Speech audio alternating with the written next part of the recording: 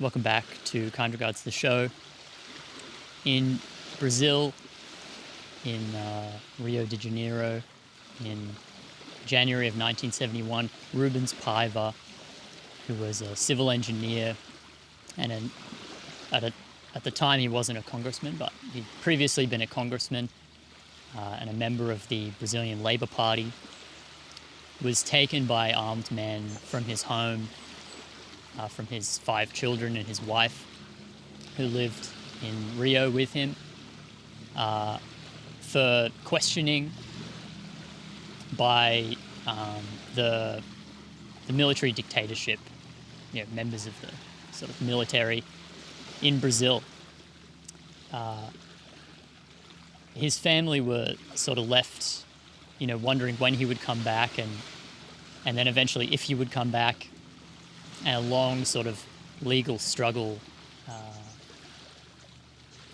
came afterwards by his wife to find out what happened to him and eventually to obtain a death certificate, confirmation of his death, which was suspected after years of his absence.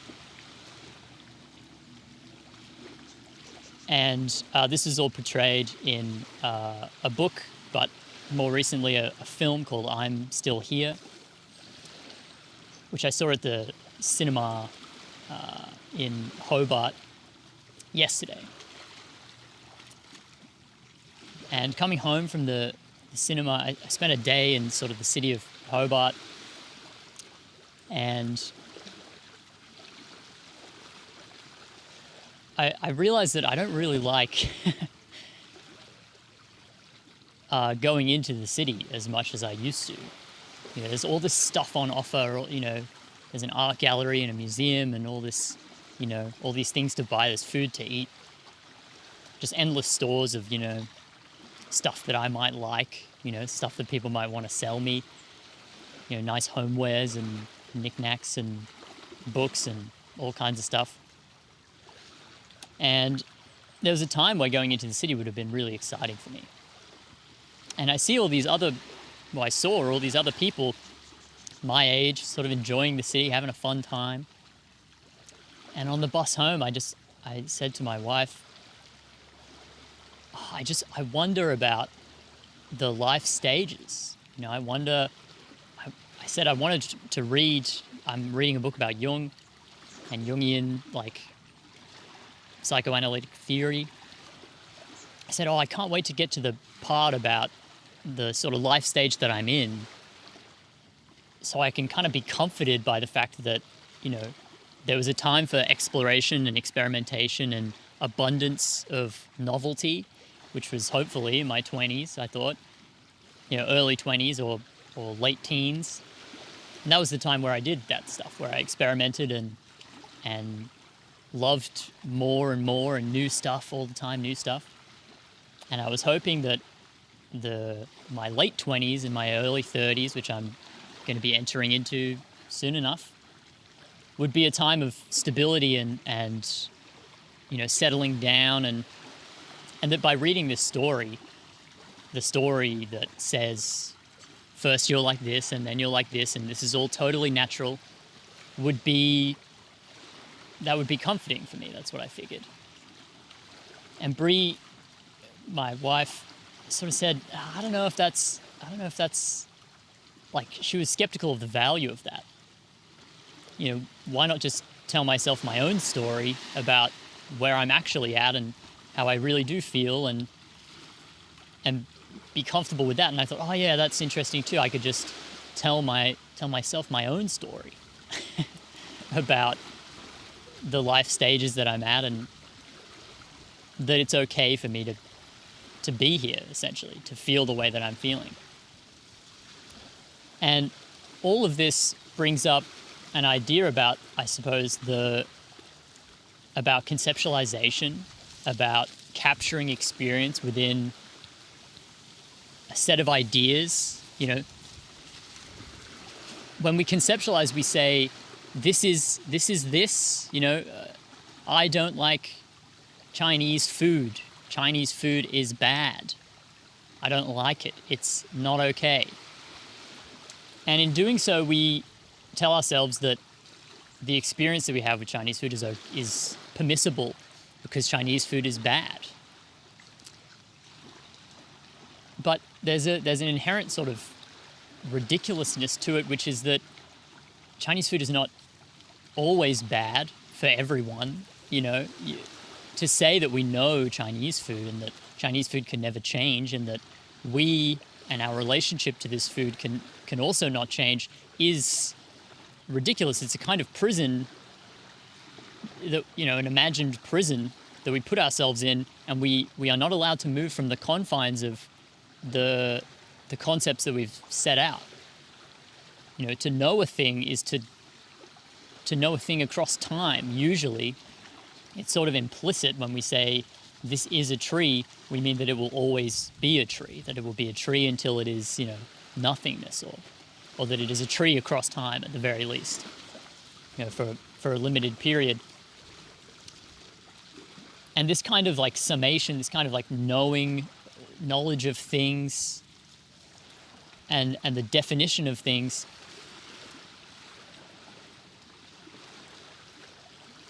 well, first of all, in the case of Rubens Paiva, it was certain people within the military dictatorship's definition of the Labour Party, definition of subversive, definition of terrorist, or enemy of the state, and these things that allowed for this sort of atrocity to happen.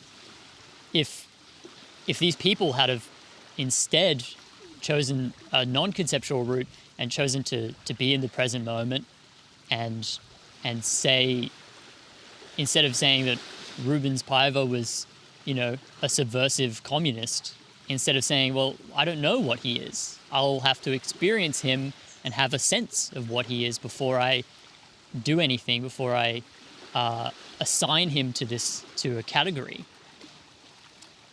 then surely they wouldn't have been able to do this. Surely definition of others, putting others in a conceptual sort of prison, is the only way in which we can commit heinous acts, or and you can extend this to sort of all ideology. All ideology says that the world can be described in these terms. All of the world can be described in terms of class, or in terms of gender, or in terms of, power, or whatever. Everything is this one thing. I have one set of concepts with which to handle the whole world. And necessarily, this is a limiting view. There is no set of knowledge, no set of concepts that can adequately conceptualize the whole world in all of its contexts. This seems self-evidently true, that when we turn on the light of, the light behind the lens, and we shine a light on a thing, that it will, with our conceptual knowledge, right? We use conceptual knowledge to illuminate parts of our lived experience. And when we do that, we also cast a shadow. I think it's Heidegger who talks about in framing, that knowledge, any set of knowledge, any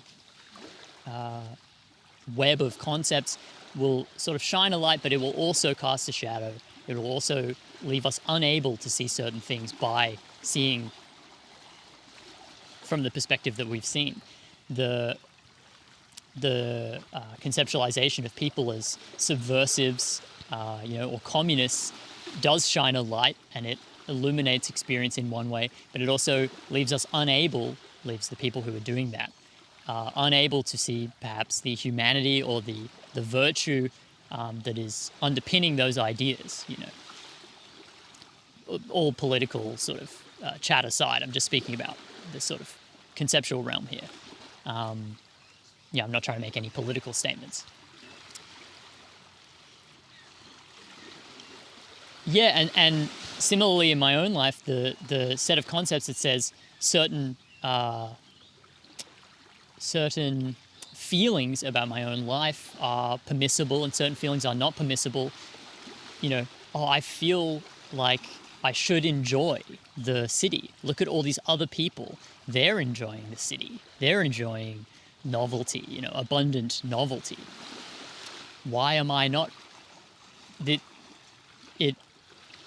I'm unable to see the potential acceptance of the potential permissibility of my feelings when I use this lens. Does that make sense? And so all concepts, this is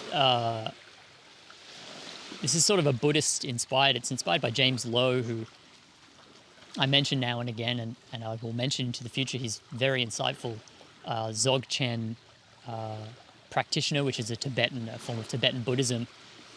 And he's also a psychotherapist or a psychologist. He worked in the NHS for many years, the National Health Service of the UK.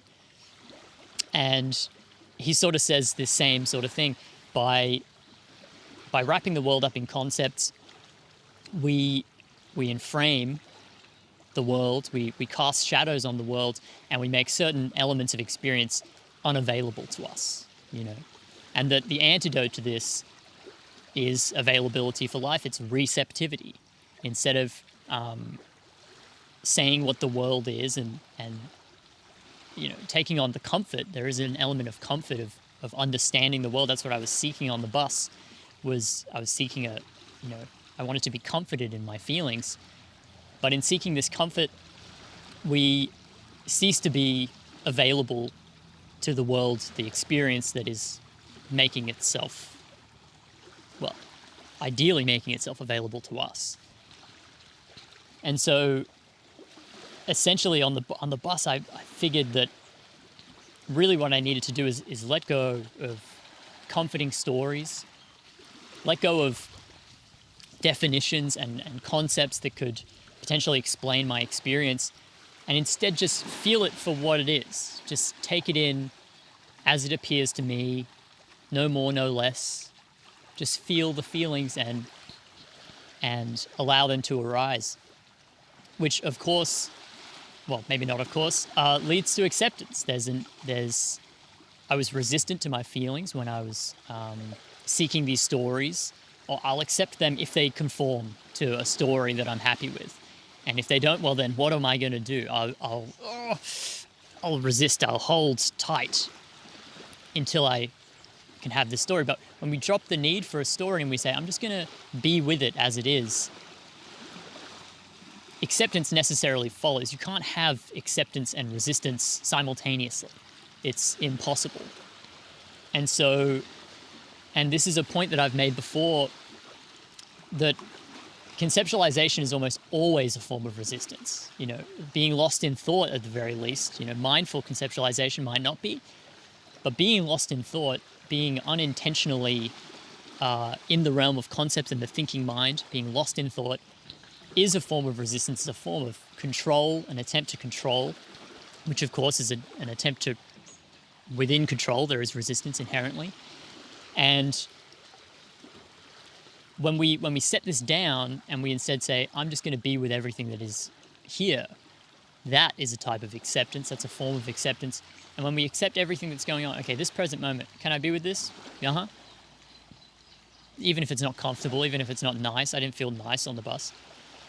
But if I say, well, this is just this, it's not a feeling that might be misplaced in my timeline, my chronology of my life. Instead, it's just this. I'm just here with this.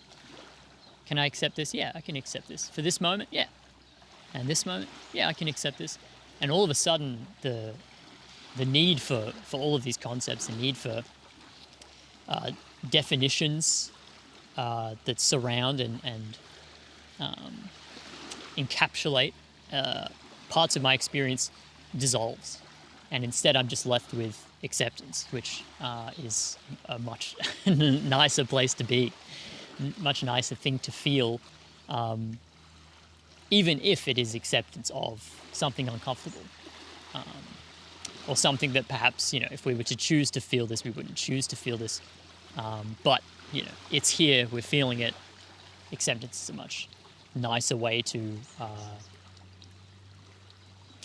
be with whatever's going on. yeah, that's kind regards. I hope that's helpful. I hope that's not. Well, yeah, I hope it was helpful to you.